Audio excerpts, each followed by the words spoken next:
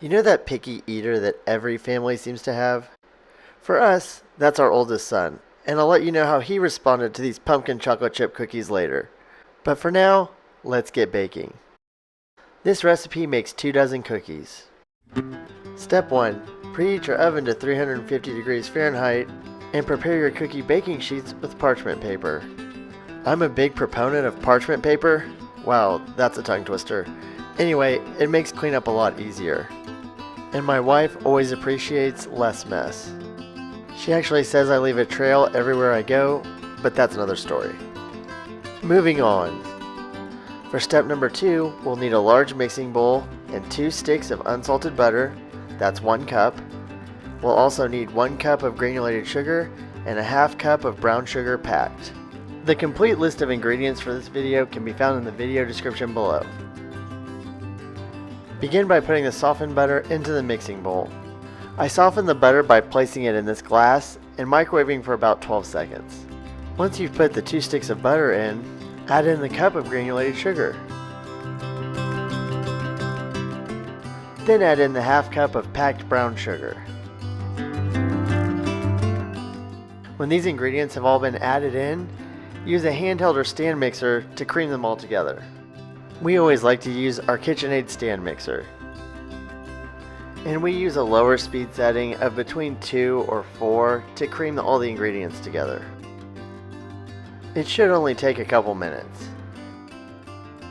When it looks light and fluffy like this, you're ready for the next step. For step number 3, we're going to need the rest of the wet ingredients. These include 1 cup of pumpkin puree, which cans of pumpkin puree can be found on basically any baking aisle.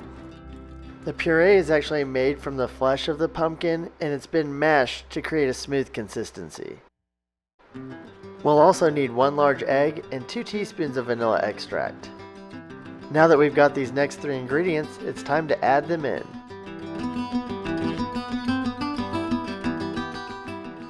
Add the pumpkin puree into the mixing bowl.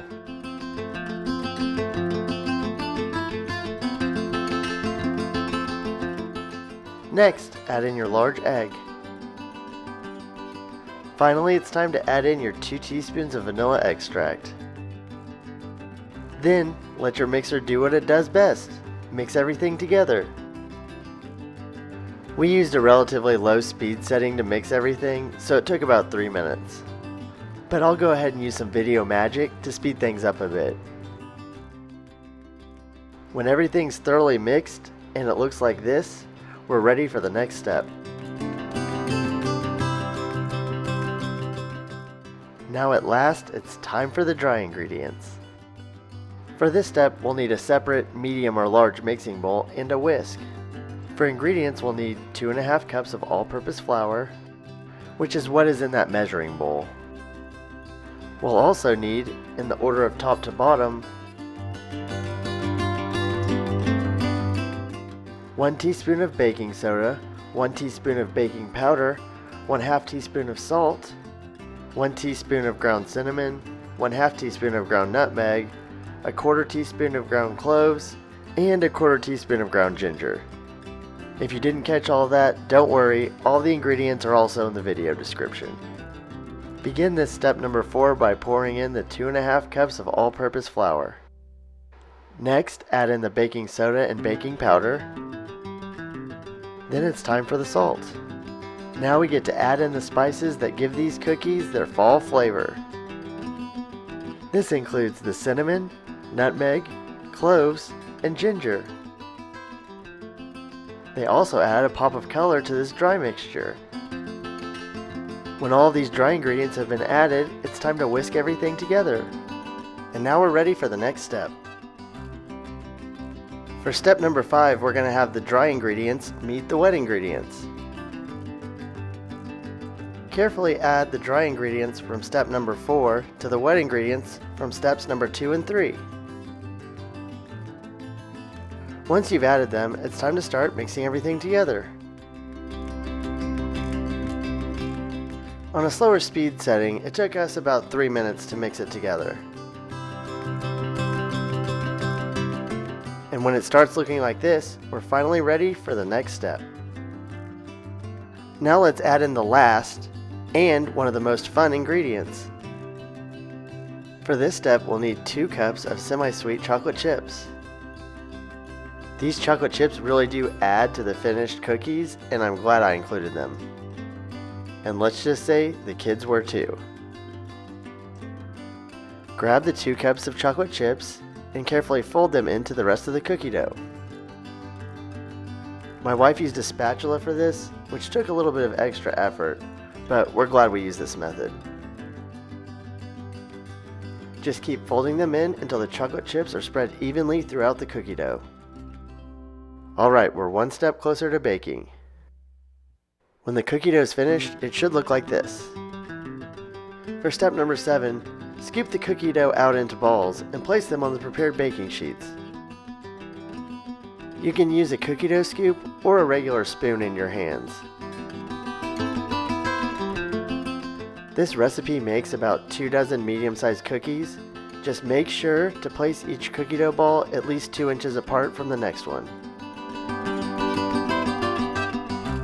If you place them too closely, they will run together. Trust me, I've made that mistake.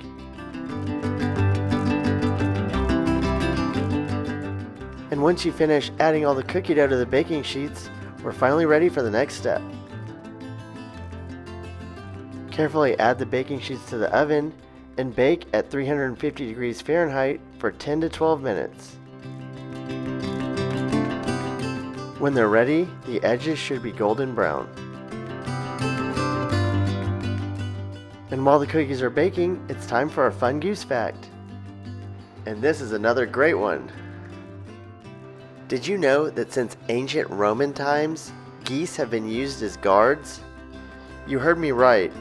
From a distillery in Scotland to US military installations during the Cold War to a Chinese police station, geese have proven themselves due to their keen senses and loud honking. So the next time you need protection, forget a guard dog, get a guard goose. And now back to our pumpkin chocolate chip cookies. When the edges are golden brown, the cookies are ready to be removed from the oven. Just be careful, don't burn yourself. After they've been removed, allow them to cool for 5 to 10 minutes. While the cookies are cooling, check out some custom fall-themed artwork from our kids. This time it's from our youngest, and it's definitely abstract art. Make sure to subscribe if you like this artwork so you don't miss out on future recipes. We're a small channel that's been growing more quickly lately, and we really appreciate it. We're a flying bee that's stronger together. Join us.